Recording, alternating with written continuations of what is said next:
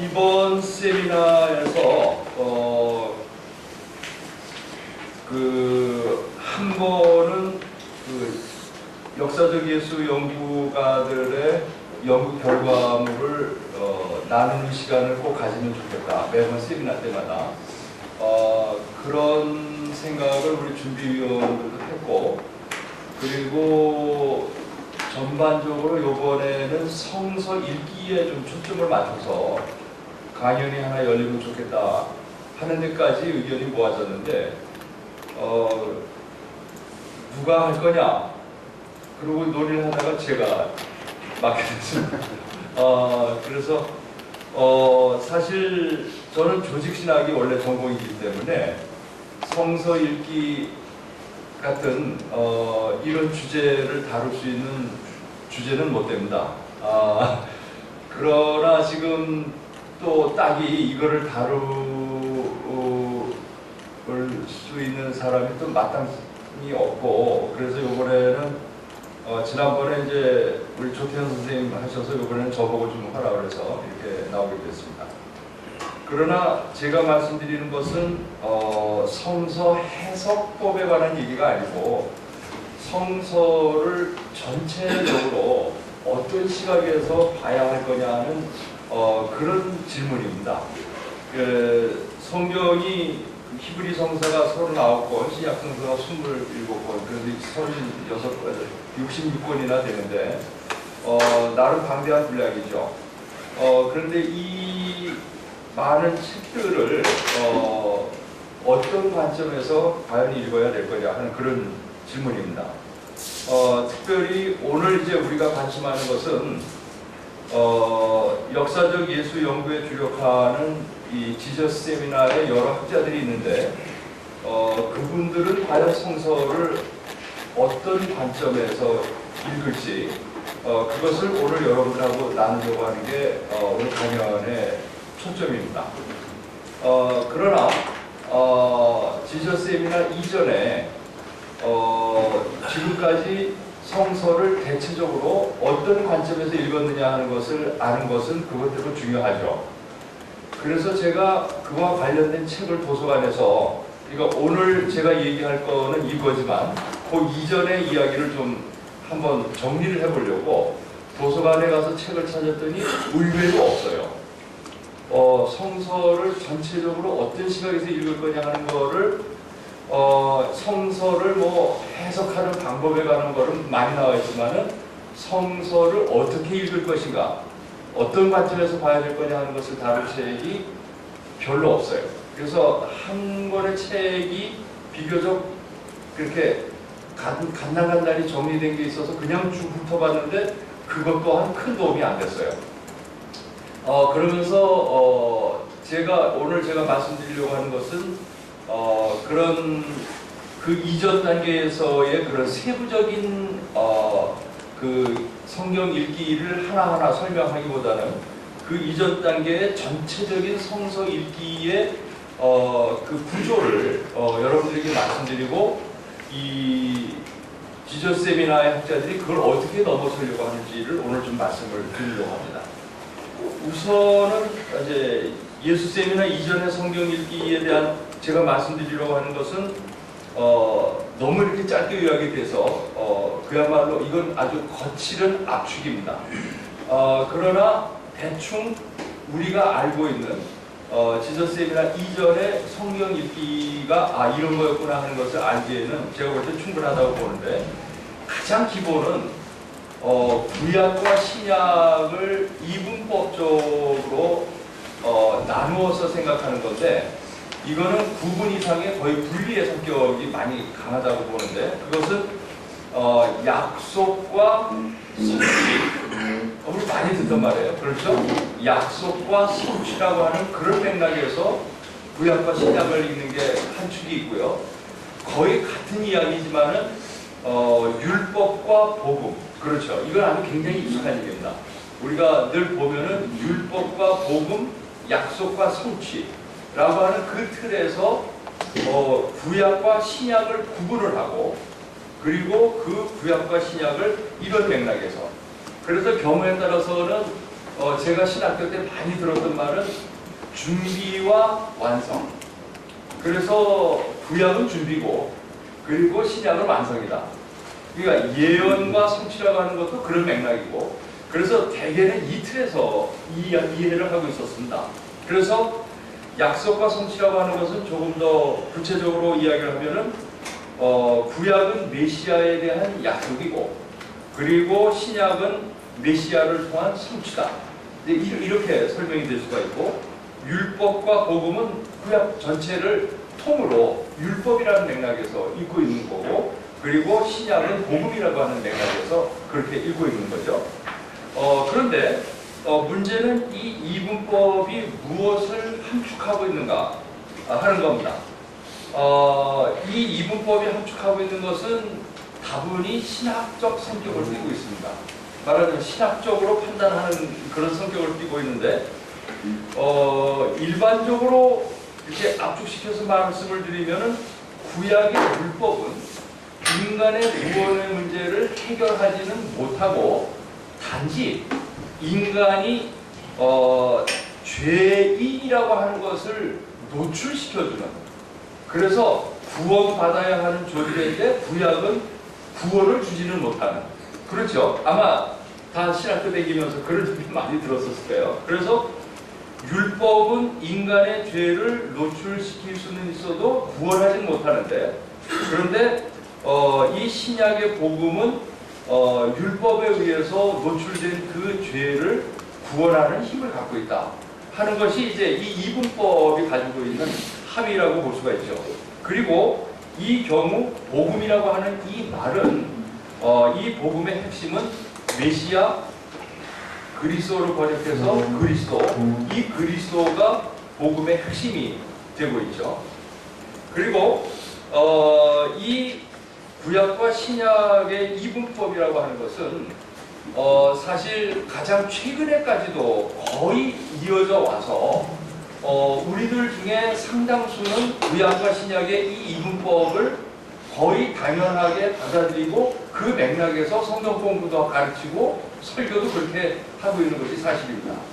그런데 이 구약과 신약의 이분법은 여러분들이 신학교 때 많이 들었을 어서 오십시오.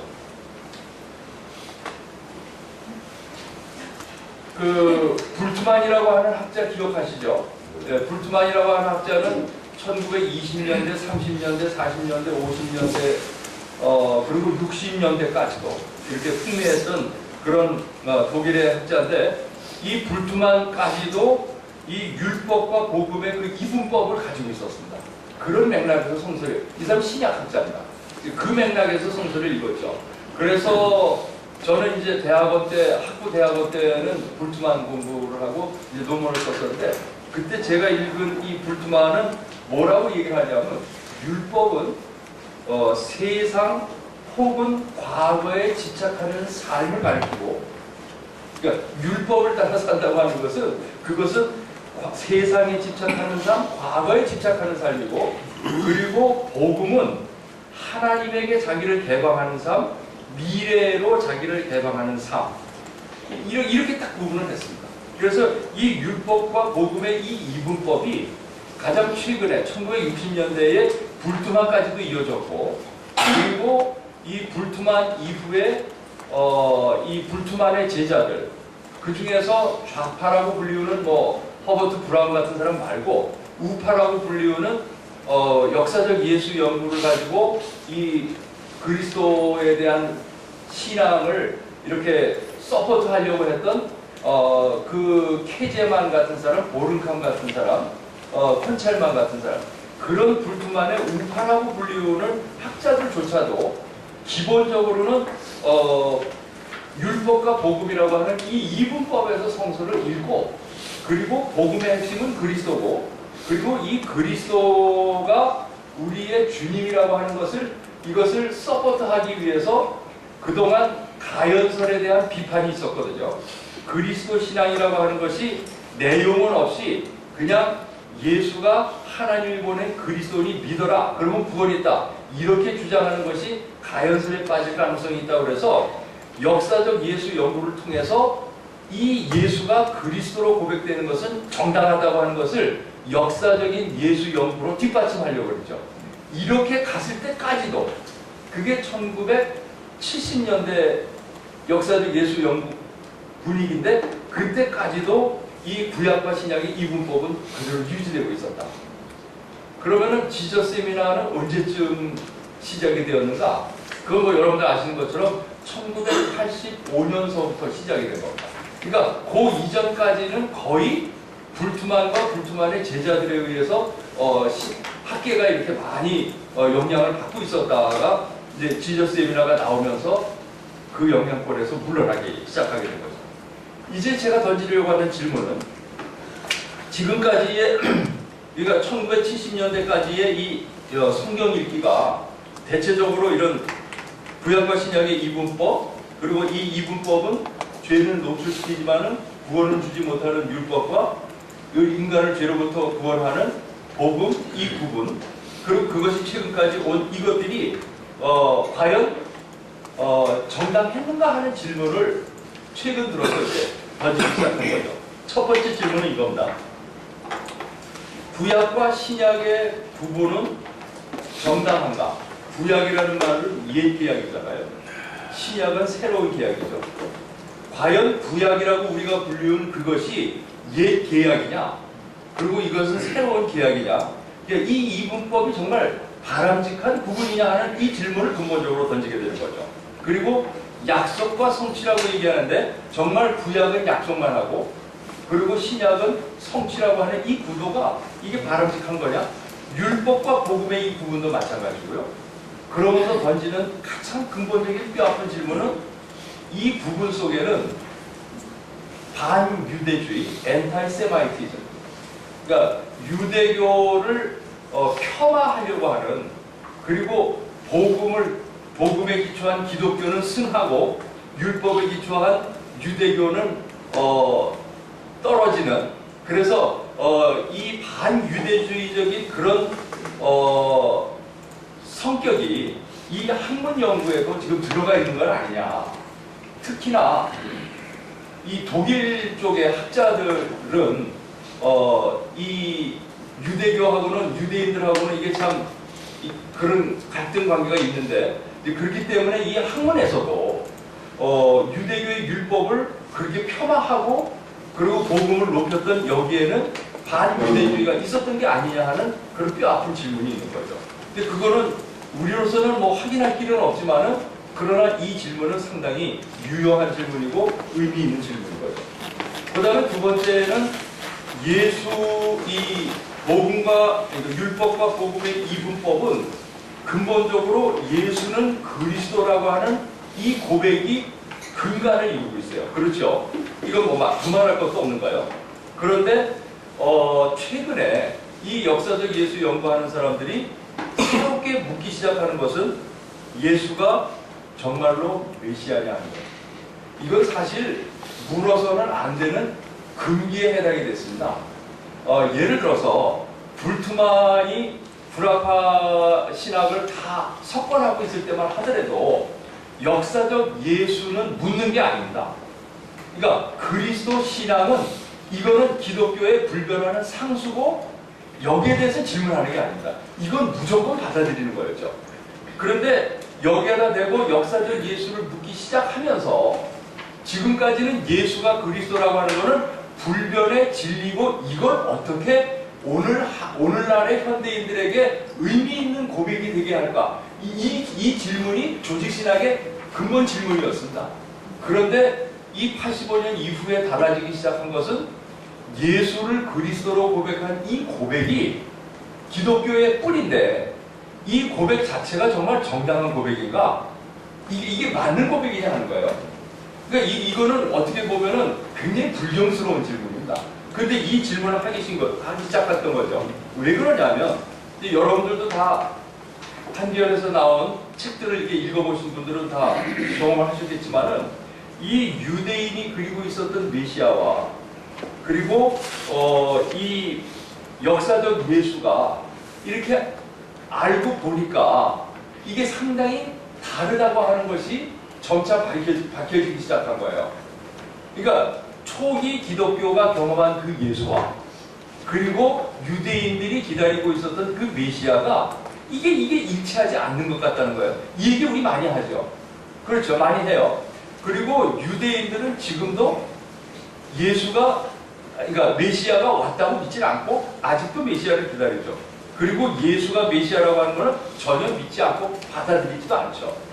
그러면 이 원래 유대인이 그렸던 메시아는 어떤 존재였는가? 그거는 뭐 역사적인 연구하는 사람들이 여러 차례 언급을 하지만은 그것은 큰 틀에서 보면 제국의 지배하에 있는 이 이스라엘을 제국의 지배로부터 해방시켜서 독립을 쟁취해 줄 수 있는 그런 때로는 폭력적인 전쟁도 불사하는 전사입니다. 전사. 야전사령관입니다. 이미 아는 거지만 다시 한번 얘기를 하면 이스라엘은 여러분들 기억하시는 것처럼 고대 바벨론서부터 시작해서 이게 아시리아, 바벨로니아, 페르시아, 그리스, 로마 이렇게 계속 이어지면서 제국의 지배를 받았습니다. 그래서 이스라엘의 가장 큰 숙제는 이 제국의 지배를 받지 않는 독립된 이스라엘을 회복하는 겁니다. 그러니까 이 문제와 메시아 문제는 맞물려 있는 거죠. 그러니까 이 일을 쟁취해 줄 인물로서 필요하면 폭력을 써서라도 그래서 전쟁을 수행해서라도 독립을 가져다 줄 수 있는 그런 야전사령관, 그런 전사가 메시아인데 많은 경우에는 실질적으로 역사에 나타난 메시아들은 예수 당시에 나타났던 세 명의 아스롱데스, 시몬 이런 사람 같은 그 세 명의 메시아들도 다 본인이 메시아를 자임하고 나온 다음에는 자신이 왕이 된다. 이제부터 내가 왕이다. 그래갖고 야전사령관으로 시작해가지고서는 곧바로 권력을 갖게 되면 스스로 왕이 돼가지고 이 메시아와 왕은 거의 같은 의미로 사용됐다고 볼 수가 있습니다. 실질적으로는. 그래서 나중에 예수를 체포해가지고서 신문할 때에도 네가 메시아냐? 라고 하는 이 질문은 네가 왕이냐? 왕이 여기 있는데 너 왕이라고 그랬냐? 아니면 왕을 자임했냐? 주변에서 너를 왕으로 세웠냐? 이런 의미거든요. 그러니까 메시아와 왕은 거의 같은 의미로 사용이 됐죠. 지금도 교회에서는 예수를 왕으로 모시는 노래 복음송이 있잖아요. 근데 그거는 원래 예수의 이미지하고는 맞지 않는 이미지인데 예수를 왕으로 이렇게 높이는 건데 예수를 왕으로 높인다. 굉장히 이상하죠. 예수가 어떻게 왕이에요? 그런데 이런 것들이 메시아 신앙하고 이렇게 어느 정도 맞물려 있었던 거죠. 그래서 만약에 예수가 정말 그런 메시아가 아니었다고 그런다면은 예수를 메시아로 주장하는 이 기독교의 주장은 무엇을 항의하는가? 무엇을 함축하고 있는가? 어떤 사람은 로버트 펑크를 말하는데 예수가 메시아가 아닌데 예수를 메시아로 주장하는 것은 일종의 마케팅 전략이냐? 그러니까 그 당시에 모든 유대인들이 메시아를 기다리고 있었기 때문에 그 기다렸던 메시아가 예수가 아니지만 그러나 이 예수를 메시아로 주장을 하는 것이 그 당시에 선교 전략상 유리했기 때문에 선택했던 그런 전략이었는가? 뭐 이런 질문도 하게 되는데 어쨌든 메시아가 아닌데 메시아라고 주장하는 걸 어떻게 이해하면 좋겠는가? 계속 갈 것인지 아니면 다시 생각해야 될 것인지 이 말 속에는 제가 쓴 책도 일정 부분 관계가 있습니다. 저는 그래서 이 메시아 주장이 이게 적절하지 않다고 그런다면 초기 기독교, 그러니까 예수를 직접 만났던 초기의 그 제자들 그 그룹들에게 있어서 예수는 어떻게 인식이 되었는가? 그거로 돌아가자는 건데 그건 선생이었죠. 예수는 선생이었습니다. 그러니까 이 메시아로 고백된 건 그 후대의 문제고 초기에 예수에 대한 사람들의 이해는 예수는 우리의 선생님이었죠. 근데 그걸 그냥 그렇게 넘어가고요. 그다음 세 번째, 성서를 구약과 신약의 이 이분법을 넘어서 이해할 수 있는 길은 없을까? 이 문제와 관련해서 지저스쌤이나 학자들은 뭐라고 얘기를 하는가? 이 세 번째 질문이 오늘 우리에게 있어서 가장 중요한 질문입니다. 오늘 제가 다루려고 하는 사람들은 세 사람입니다. 크로스안과 보그와 스퐁인데 이 세 사람 중에서 크로스안은 펑크와 함께 그 지저스 세미나의 아주 주축을 이루고 있고요. 그리고 보그도 그 일원으로 되어 있고요. 그리고 스퐁은 성공의 감독인데 정식으로 지저스 세미나 회원으로 등록을 했는지 아닌지 그건 잘 모르겠어요. 제가 조 박사님한테도 좀 자문을 구했는데 아닐 거. 네? 아닐 거. 아닌 것 같죠? 네. 학문적인 배는 비슷해도 예. 회원은 아니에요. 예, 회원은 책을 많이 읽고 많이 인용하고 그러긴 하는데 정식 회원은 아닌 것 같다고요. 제가 알기로. 그래서 오늘 이제 이 세 가지 질문을 가지고서 지저스 세미나가 어떻게 대답하는지를 봄으로써 이 지저스 세미나의 성서 읽기를 우리가 그림을 좀 그려보려고 그러고 이 그림을 그린 걸 가지고 그럼 우리도 목회자고 우리도 성서를 어떻게든 읽어야 되는데 우리는 어떻게 읽을 건가 하는 이 문제를 내일 아침 워크숍까지 이렇게 연결을 해서 가보려고 생각을 합니다. 먼저 크로스안은 시카고 드폴 대학의 종교학과 교수로 거의 뭐 평생 은퇴할 때까지 일하셨던 분인데 이분이 쓴 책은 성경을 어떻게 읽어야 참 그리스도인이 되는가 하는 이 책, 한기현에서 나온 책입니다. 이 책에서 이제 이 문제를 다루고 있는데 제가 이 세 가지 질문을 가지고서 맞춰갖고서 대답을 한번 해보겠습니다. 구약, 신약, 약속, 성취, 율법, 복음 이 부분에 대해서 크로스안은 어떻게 생각하는가?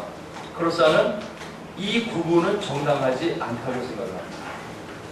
왜 그러냐면 구약 안에도 신약에서 얘기하는 긍정적인 점, 완성, 성취, 혹은 뭐 이렇게 얘기할 수 있는 그런 측면이 복음, 이런 측면이 구약 안에도 있고, 그리고 신약 안에도 이전의 학자들이 구약의 부정적이라고 생각했던 점, 그런 율법적 요소, 그렇죠?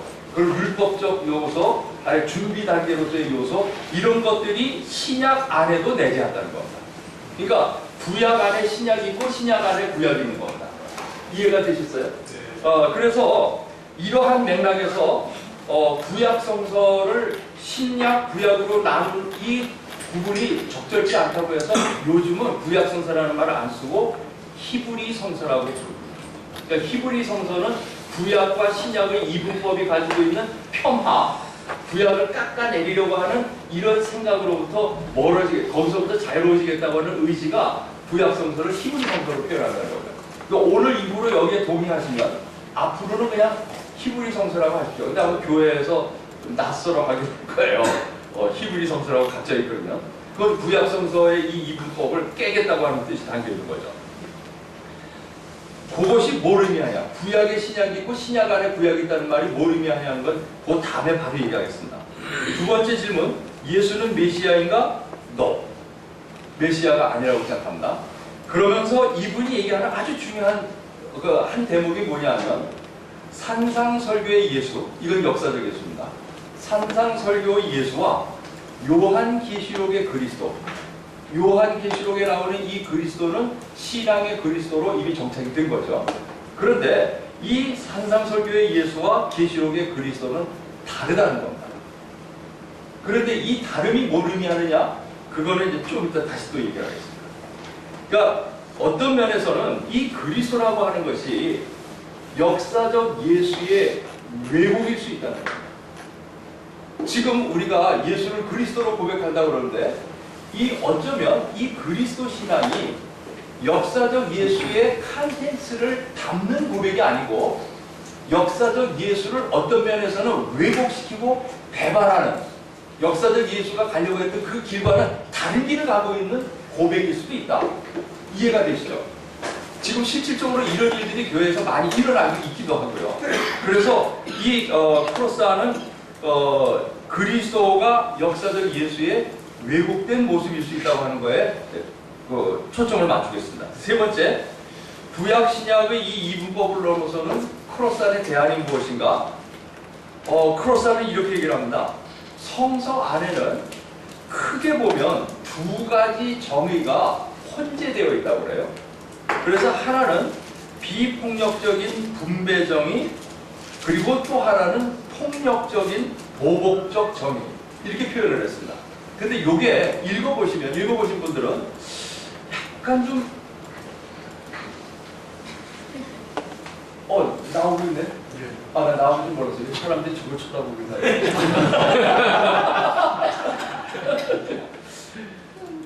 그러니까 이 비폭력적인 분배정의, 폭력적인 보복정의가 뭘 뜻하는가 하는 거 약간 좀 애매해가지고 의아한 그런 경우가 있는데, 이거는 크로산의 다른 표현을 갖고서 설명하면 쉽게 이해가 됩니다.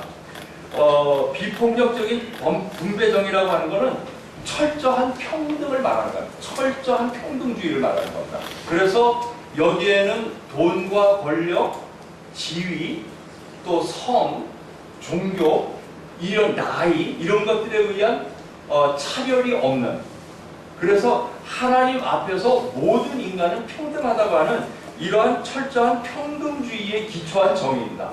그리고 이 폭력적인 보복적 정의라고 하는 것은 이것은 차별을 의미하는 거죠. 그러니까 여러 가지 차별의 요인을 가지고서 그것에 의해서 차별하는 그런 세상인데, 이것을 다른 말로는 하나님의 급진성, 이건 하나님의 철저한 평등, 그런 뜻이고요. 하나님의 급진성, 그러니까 하나님은 모든 인간에게 똑같이 햇볕을 비춰준다고 하는 이 논리에 의한 철저한 평등주의를 가리키는 거고, 그리고 문명의 정상성이라고 다른 표현을 쓰기도 하는데, 이 문명의 정상성이라고 하는 것은 우리가 살고 있는 이 세상이 정상적이라고 가르치고 있는 삶의 길이 있다는 거죠. 근데 그게 이 차별인 거죠. 그리고 하나님은 그 차별을 깨고 철저한 평등주의를 사람들에게 요구하고 있고, 그래서 이 두 가지 삶의 길이 구약 안에도 있다는 거예요. 이 두 가지가 다. 그리고 신약 안에도 이 두 가지가 다 있다는 거죠. 그러면서 이 두 가지가 주장과 전복이라고 하는 패턴으로 엎치락 뒤치락 엎치락 뒤치락 그런다는 거예요. 자, 이제 잠깐 예를 들면요, 구약에 보면 출애굽이 있죠. 출애굽은 하나님의 급진성에 해당이 된다는 거예요. 그런데 출애굽해가지고서 광야로 나온 다음에 사람들이 바뀌죠. 이게 전복의 단계가 된다는 거예요. 그랬다가 바벨론 포로로 또 잡혀가죠. 그러면서 사람들이 다시 제정신을 차려요. 그리고서 돌아오면은 다시 뒤집어져요. 그리고서 AD 164년 그 어간에 마카비 전쟁이 일어나잖아요. 그때 한번 뒤집어져서 다시 하누카 뭐 이런 게 있으면서 다시 한번 돌아왔다가 그거 지나고 나서 하스몬 왕조가 들어서면서 또 전복이 돼요. 그리고서는 그 다음 예수가 또 왔잖아요.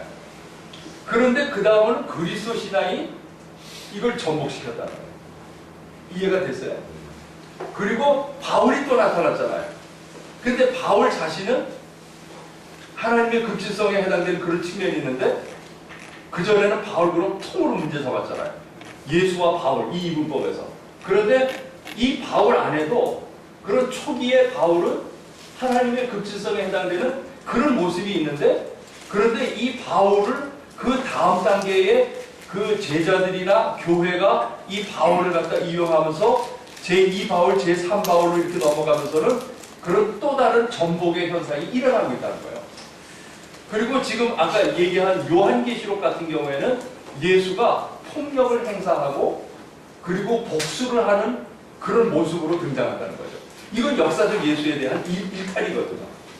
그러니까 예컨대 이런 식으로 이 신구약이, 구약은 준비, 완성, 이렇게 얘기할 수 있는 게 아니고, 구약 자체가 엎치락 뒤치락 엎치락 뒤치락, 신약으로 들어와서도 엎치락 뒤치락 엎치락 뒤치락, 지금 우리 때에 와서도 우리 또한 엎치락 뒤치락 엎치락 이렇게 가고 있다는 거죠. 그러니까 항상 하나님의 급진성이 주장이 되면 그것에 의해서 지속적으로 계속 가는 게 아니고, 그게 주장이 되면 그 다음 단계에서는 이거를 전복시키는 일들이 일어난다는 거예요. 그러면 그걸 다시 되돌리는 작업이 일어나고, 그 다음에 또 그걸 뒤집고, 이런 일들이 계속 일어나고 있다. 그러면서 이분이 이제 그런 과정에서도 이 기독교의 중심은 역사적 예수라고 하는 것을 놓지 않고 있습니다. 그래서 그리스도교 성경의 규범과 기준은 성경의 그리스도이지만은 이 성경의 그리스도의 규범과 기준이 되는 것은 다시 역사적 예수다. 그래서 성경의 뿌리는 그리스도고 그리스도의 뿌리는 예수다 하는 이제 이런 맥락에서 성경 안에 만약에 캐논 안에 캐논이 있다면, 성경 안에 참 성경이 있다면 그것은 역사적 예수가 되어야 되고, 역사적 예수는 그 성경 전체를 보는 눈이 되어야 된다 하는 것이 이분이 가지고 있는 기본적인 생각입니다.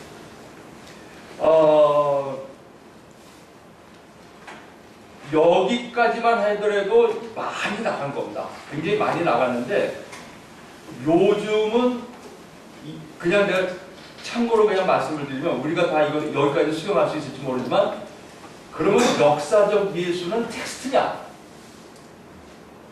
이 질문하죠. 특히 지금 여성신학, 퀴어신학까지 가게 되면 질문이 한 단계 더 나갑니다. 아주 무서운 질문인 거죠. 그러니까 지금은 그리스도 신학을 문제 삼았어요. 그래서 역사적 예수로 가자 그런 건데, 역사적 예수를 갔어요.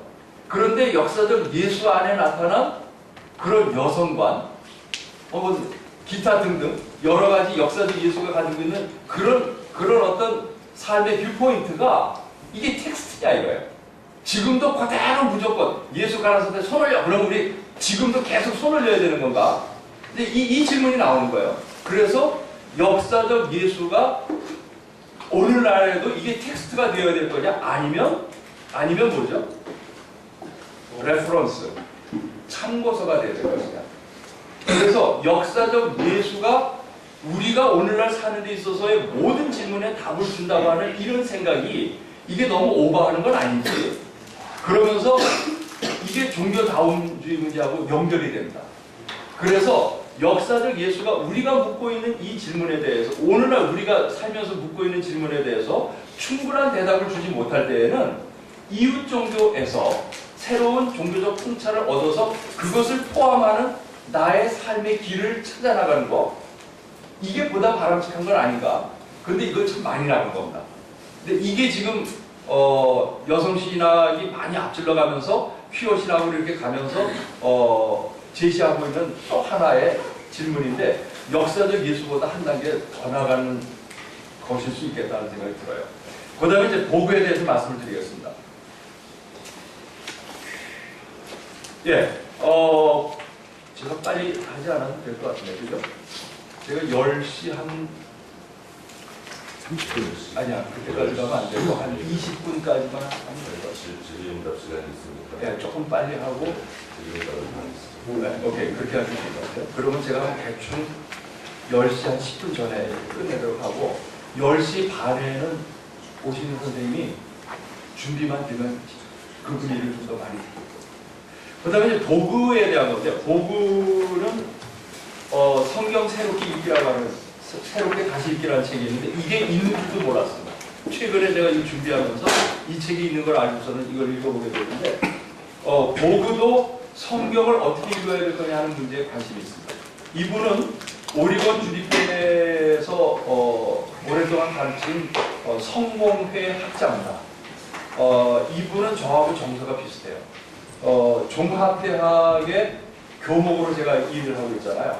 이분도 종합대학에서 교목 신분은 아니지만 종합대학에서 이 기독교를 가르치는 이 이유 때문에 신학대학이 아니고, 그래서 이분의 언어가 기독교인이 아닌 사람들도 이해할 수 있도록 말해야 된다고 하는 그런 강박관념을 갖고 있습니다.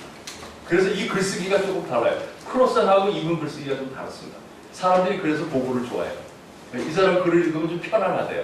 무슨 말인지 알 것 같고. 그런 이유가 있습니다. 그럼 복음은 구약과 신약, 약속과 성취, 율법과 복음의 이 구분에 대해서는 어떻게 생각하는가? 복음도 이 구분은 정당하지 않다고 생각합니다. 그런 의미에서 불트만의 제자들을 지금 크로스안이나 복음은 다 지금 넘어가고 있습니다. 그러면 어떻게 읽어야 되는가? 이 구분이 정당하지 않다면 어떻게 읽어야 되는가? 이분의 대답은 히브리 성서와 신약 성서는 옛날 두 개의 각기 다른 사회 구성원들, 그러니까 이스라엘이라고 하는 사회 구성원, 그 다음에 예수의 초기 제자그룹, 초기 교회 공동체, 그 초기 교회 공동체라고 하는 두 개의 서로 다른 사회 구성원들이 서로 다른 방식으로 하나님을 체험하고 그리고 거기에 대해서 기록한 응답이라는 거예요. 말을 바꿔 얘기하면 1000년 전에 어떤 사람들이 하나님을 만난 경험, 그리고 그 하나님에 대해서 자기들이 어떻게 응답했는지를 기록한 것이 흔히 말하는 히브리 성서고, 그 다음에 예수의 제자들이 이 예수와의 관계 속에서 하나님을 경험했던 그 경험에 대한 기록이, 그게 우리가 말하는 신약이라는 거예요. 그러니까 그런 의미에서 이게 구약, 신약, 약속, 성취 이렇게 말할 수 있는 건 아니고, 이 말을 달리 얘기를 하면 이스라엘 사람들이 하나님을 경험한 거는 이거는 가짜고, 예수가 하나님 경험한 건 진짜냐? 그렇게 말할 수 없다는 거예요. 그러면 구약의 사람들이, 히브리 성서의 주인공들이 하나님을 경험한 것과 예수가 경험한 것 사이에는, 그러면 이거는 열등한 경험이고 이건 우등한 경험이냐? 그렇게도 말할 수가 없다는 거예요. 그러니까 그 사람들은 그 사람들의 역사적인 상황 속에서 우리가 어떻게 사는 게 하늘의 뜻에 합하는 길이냐 하는 이 질문을 갖고 그분으로부터 대답을 얻어서 그 길을 간 건데, 이 길이 옳다 그렇다 이렇게 말할 수가 없다는 거예요. 이 길은 더 우등하고 이건 더 열등하다 그렇게도 말할 수가 없다는 거예요. 이건 이분들의 길인 거예요. 이분들 나름대로 자기들의 역사적 상황 속에서 이것이 하나님의 뜻에 따르는 길이라고 판단을 한 거고, 이거는 제3자가 누구도 뭐라고 말할 수 없다는 거예요. 이해가 되셨어요? 아주 클리어해요. 단순하면서도 굉장히 클리어해요. 그러니까 예수의 제자들 혹은 예수 자신의 하나님 경험도 예수 당시에 역사적 상황이 있었던 거잖아요. 그 질문을 가지고서 하나님께 물음을 던졌고 그분으로부터 답을 얻어서 내가 이 시대를 사는 한 인간 예수로서 내가 선택할 수 있는 하나님의 뜻이라고 하는 게 과연 뭐냐? 그거를 찾아서 예수는 그 길을 갔다는 거예요. 단지 그럴 뿐이라는 거예요. 아주 클리어하죠? 네. 그러면서 이분이 던지는 또 하나의 질문, 예수는 메시아인가? 그런데 이 문제에 대해서는 이분은 예수는 메시아다 이렇게 얘기를 해요. 그런데 어떻게 그게 메시아냐? 메시아하고 다른데 어떻게 메시아라고 할 수 있냐? 그런데 이 문제를 이분은 유대인들의 메시아 개념과 예수의 삶이 일치하기 때문에 메시아다 이렇게 얘기를 하는 게 아니고, 이분은 이걸 해석학적으로 풀어요. 그러면서 하는 말이, 역사적 예수가 역사라고 그런다면 역사, 그렇다고 그런다면 신앙의 그리스도 고백, 이것은 일종의 은유다. 그래서 역사와 은유라고 하는 말을 가지고 풀면서 요 말을 제가 해석학적인 언어를 갖고 다시 한 번만 더 돌리면, 역사적 예수가 사실이라고 그런다면, 한 인간이 실제로 어떻게 살았는지를 보여주는 역사적 예수가 사실이라고 그런다면, 신앙의 그리스도라고 하는 것은 그 사실에 대한 해석이다. 어디에서 불이 났다. 이 불난 것이 어떤 의미를 갖고 있는가에 대한 신문 기자의 해석. 마찬가지로 역사적 예수라고 하는 존재가 있었는데, 이 존재를 우리가 어떤 시각에서 봐야 될 거냐 하는 그 시각이 곧 그리스도라고 하는 거예요. 이 그리스도라고 하는 시각을 가지고 우리는 예수를 본다. 그러니까 이 경우에 이 예수를 보는 하나의 시각으로서 그리스도의 신앙을 가지고서 역사적 예수를 보는 거기 때문에, 이것 자체를 그리스도 고백을 하는 것이 맞다 틀리다 이렇게 말할 수 있는 게 아니라는 거예요. 그러니까 이거는 그냥 우리는 그렇게 본다는 거죠. 우리는 그리스도라고 하는 눈을 가지고 역사적 예수를 그렇게 보고 있다. 그런 의미에서 사실과 해석은 불가피하게 같이 생길 수밖에 없고 역사와 은유라고 하는 것도 메타포라고 하는 것도 같이 생길 수밖에 없다. 이거는 동행할 수밖에 없는 거다. 그리고 어떤 사실도 사실만 탕탕 돌아다니는 경우는 없다. 그리고 사실 없이 해석만 있는 거는 루머예요. 그렇죠? 사실에 기초하지 않고 해석만 존재하는 거는 예를 들어서 김정은은 태양의 아들이다. 태양의 아들은 해석이거든요. 그러니까 그리스도 하나님의 아들, 하나님의 외아들 이건 다 해석이거든요.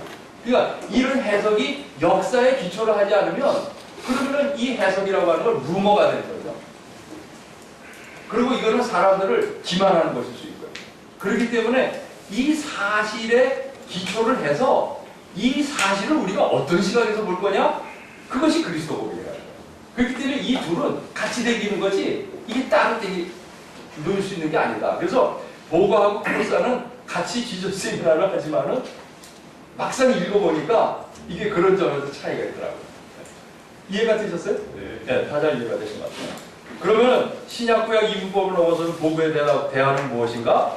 히브리 성서와 신약 성서는 하나님에 대한 과거의 응답과 경험과 응답이고 그 다음 얘기 우리는 우리 나름의 하나님 경험이 필요하다는 거예요. 그러니까 그 옛날에 모세가 하나님을 경험한 것과 똑같은 방식으로 우리가 하나님을 경험할 필요는 없는 거예요. 그렇죠?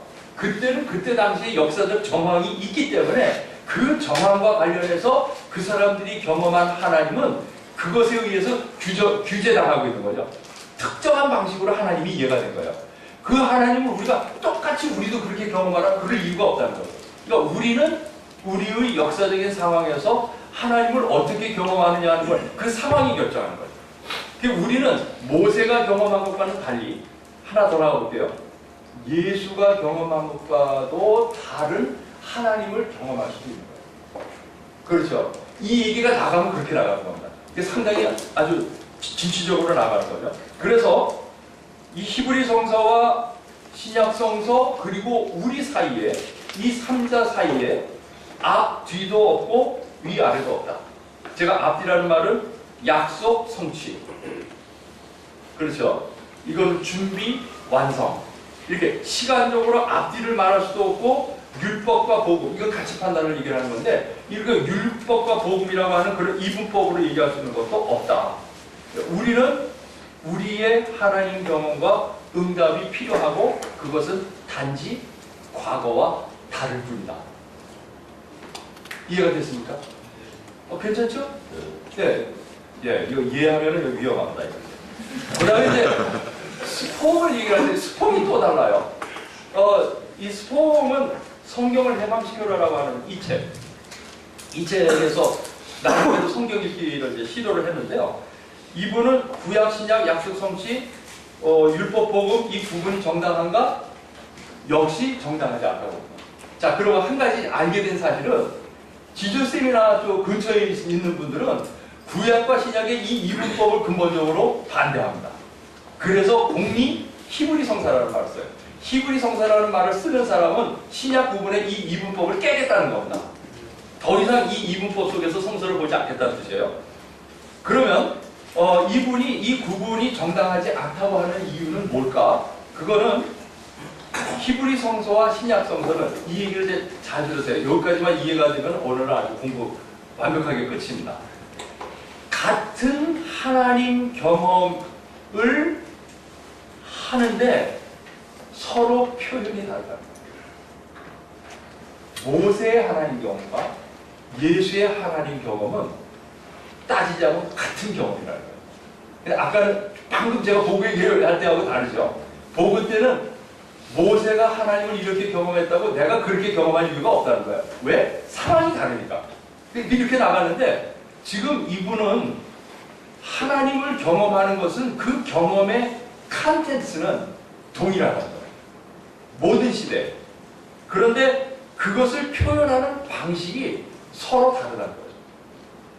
이거는 그 조직신학 쪽에서 제가 이제 조직신학과 아직 한참 돼가지고 이제는 이름도 가물거리는데 그 예일대학교의 그 유명한 학자가 있습니다. 이름이 맨날 그 기독교 개론만 가르쳤더니 교복 가면서 조직신학에 옛날에 했던 거 이제 가물거려요. 그 비트겐슈타인의 그 랭귀지 게임 이론을 가지고 신학에다가 접목을 한 케이스가 있어요. 근데 이제 그 사람, 린드백, 조지의 린드백이라고 하는 사람이에요. 그런데 그 사람이 뭐라고 얘기를 하냐면, 종교를 설명할 때 모든 종교는 뿌리로 들어가면 동일한 신 경험을 갖고 있다는 거예요. 다 모든 종교가. 그런데 그것을 표현하는 표현 방식이 다르다는 거예요.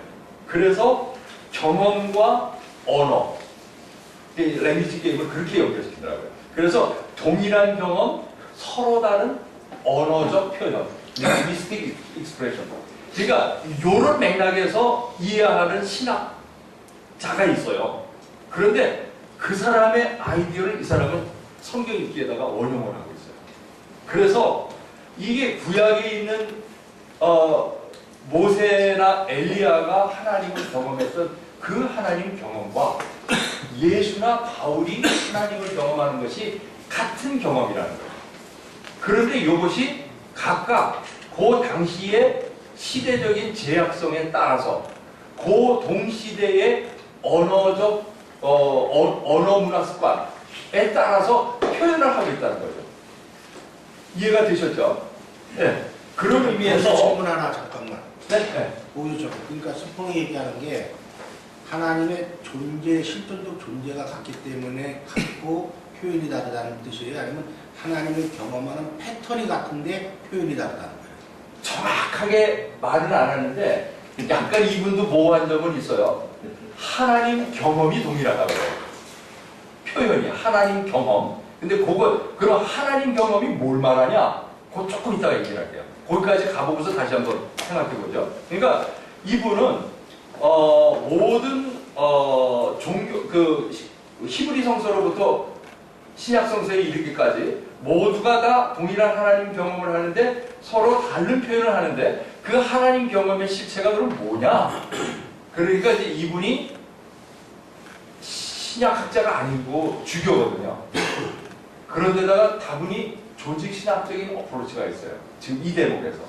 그러면서 하는 말이 마치 폴 틸리히의 말을 듣는 것처럼 사랑의 근원, 생명의 근원, 존재의 근원. 이게 틸리 냄새가 좀 나죠. 그래서 이 하나님 경험의 핵심은 하나님은 무제약적인 사랑, 사랑의 뿌리라는 거예요. 우리가 어떤 사랑을 하게 될 때 그 사랑의 뿌리가 하나님에게도 닿아 있다는 거거든요. 그 다음에 생명의 근원이라면 생명은 삶이라고 번역을 하는 게 오히려 낫지도 몰라요. 우리들의 삶의 뿌리가 그분에게 닿아 있다는 거죠. 그 다음에 세 번째 존재. 우리의 존재의 뿌리가 거기 닿아 있다.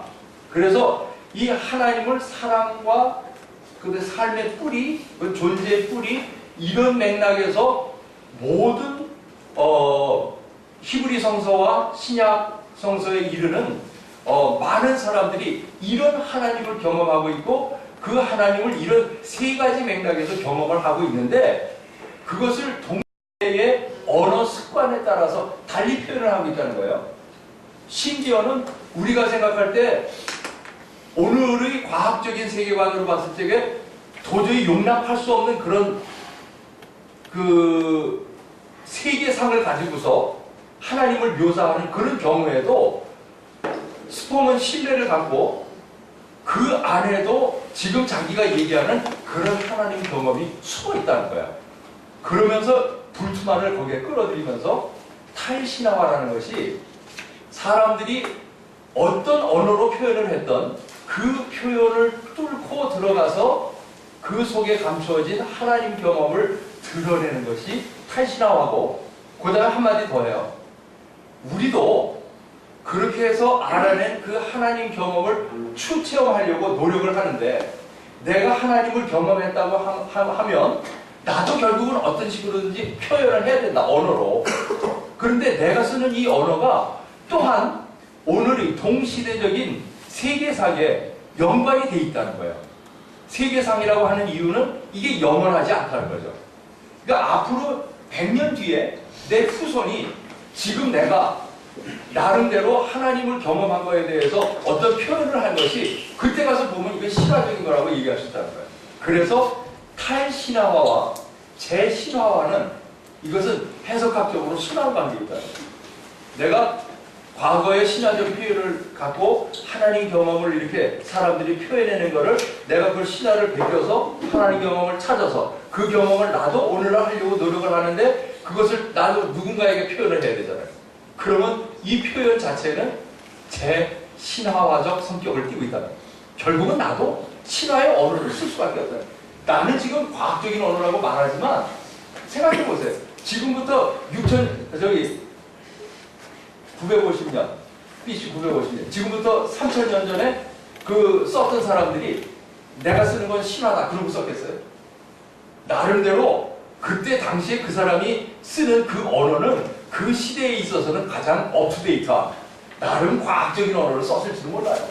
그런데 조금 지나고 나니까 그거 신화적인 언어라고 얘기를 하는 거죠. 지금 쓰는 언어 앞으로 100년이 지나면 저런 신화 시대가 있었구나. 뭐 AI 얘기하는 거 보니까 100년도 안 갈 것 같아요. 앞으로 10년, 20년 지나면은 우리가 지금 썼던 언어들이 얼마나 신화적 성격을 띠고 있는가 하는 거를 그때는 얘기할지도 모르죠. 그래서 이분은 그런 어떤 경험과 언어가 이게 순환 관계예요. 언어를 뚫고 들어가서 경험을 찾고 나식으로 표현하고 다음 세대는 또 내가 쓴 그 표현을 통해서 그 경험에 들어가고 그걸 자기 걸로 끌어들이고 자기 나라의 경험으로 삼고 이런 과정이 성경 읽기를 통해서 끊임없이 일어나는 거 아니겠습니까? 이제 그렇게 얘기를 하고요. 그래서 대개 제가 여기까지 잘 말씀을 드렸고요. 이제 내일 워크숍 때는 우리 자신은 그러면 이 신약 구약 공부를 어떻게 하면 좋을지 그래서 한번 좀 오늘 제가 말씀을 드렸으니까 생각을 해보고 그 다음에 우리 나름대로 이 구분을 신약 구약 구분을 넘어서는 나 나름대로는 목회에서 지금 어떻게 대안을 찾아가고 있는지 좀 한번 좀 생각해보고 그리고 성경이 지금 나에게 예컨대 선생님같이 현장에서 투쟁을 하는 내게 있어서 이 성경이 도대체 뭐야? 요즘 쓸모가 없다 그러면 그냥 바로 휴지통으로 가는 거고 할 얘기 많아요. 할 얘기 많아요. 그러면 이제 얘기를 하셔야 돼요. 현장에서 투쟁을 하는 사람 입장에서 이 성경이 내게 뭐냐? 이게 정말 의미가 있는 거냐? 그 어떻게 의미가 있는가? 그런 맥락에서 그 얘기를 해보게 되면 그게 이제 아마 우리 목회에 바로 연결이 될 수 있습니다.